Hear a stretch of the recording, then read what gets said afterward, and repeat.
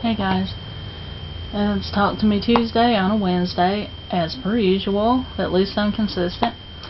There hasn't been a ton of crafting going on lately.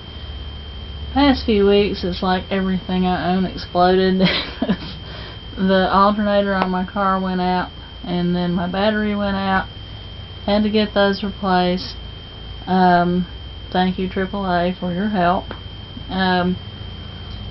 The monitor on my computer went out, so I had to replace my monitor. What else? There was something else that went haywire. And the worst of it is, my mother, who's 92 years old, tripped and fell as she was coming in the door. So, thank the Lord she did not break any bones. But she's been pretty sore, and I've been kind of hanging around the house. Most of my craft related things have been involved spending money, which I'm real good at. I got a new pedal for my Singer Featherweight. I tried to see if the old one could be repaired because the wires were kind of frayed, and that doesn't sound good to me, kind of like fire hazard, fire hazard. So it couldn't be fixed, so I had to buy a new one. Which was not cheap. But that's done, and I can use my Singer Featherweight again, so that's good. Oh, the other thing that broke, my loom, the brake on my loom tore up. Yay. The brake's the part that holds everything taut, all your yarns really tight, so you can weave. So I've had to download a manual off the loom website and get that work on, and I'm working on some other things on my loom, so there's not a lot of weaving going on, but hopefully it's going to set the groundwork so I can do more weaving later. Some of the buying that I have done, you may notice the massive quantity of polar fleece behind me. Some that I didn't show in that other video.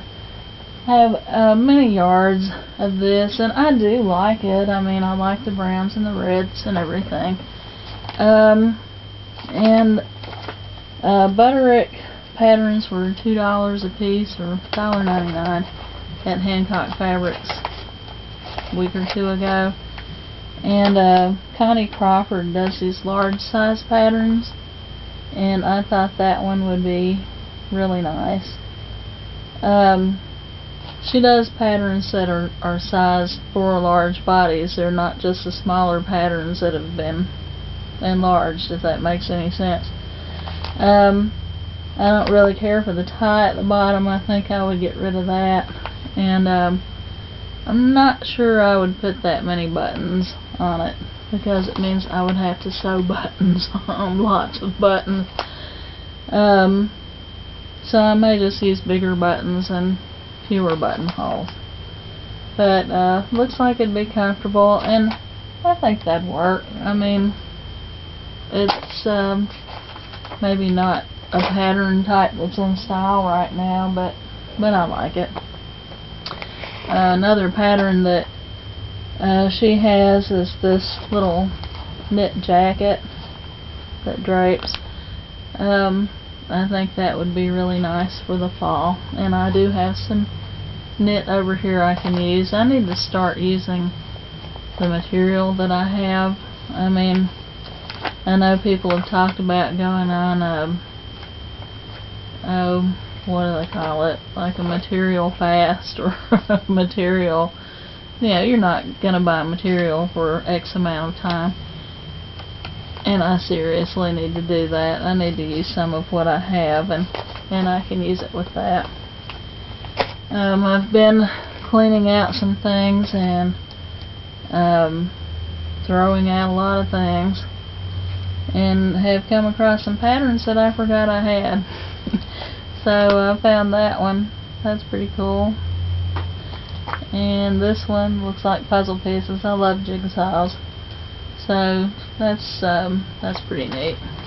I'll have to do some of those. I found a little cross stitch kit that I'd put aside a long time ago, and started back on that, and that's as far as I've gotten. It's surprisingly fiddly because you change colors a whole lot, and just for like 2 stitches and then go down and 2 stitches, but I'll get it done. And the other money thing, Craftsy, which is my craft enabler website, but I do love them. They were having a clearance sale on a lot of fabrics, and I really like 30s patterns. I grew up with people who lived through the 30s and the Great Depression. I was a late child with my mom and dad, and they grew up in the Great Depression. My grandmother was, lived through that time, and but they had some really beautiful, happy quilts, which is kind of strange. I guess people wanted to look at something really beautiful and cheerful. And so they had some of these Kaufman 30s. I'm not sure if these are reprints or if they're original patterns that are supposed to look like the 30s. But you didn't know what you were going to get. You got a random selection, and I thought this was a pretty good random selection. Worked out, even with the postage and the tax, it works out to about $1.40 a fat quarter, which I thought was pretty good. I do have a book which I could have sworn was out here, but it's apparently in the house, on reproduction mini quilts of the 30s that I'd like to use these with, and I thought I'd just grab these while they were available.